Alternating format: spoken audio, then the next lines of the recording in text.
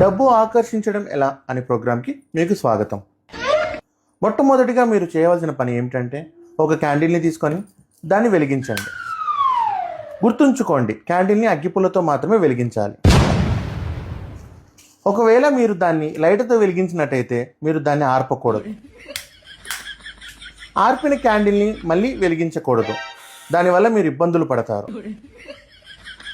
ఒకవేళ మీరు క్యాండిల్ని వెలిగించి మళ్ళీ ఆర్పితే ఇంకా తీవ్రమైన ప్రభావాన్ని ఎదుర్కొంటారు.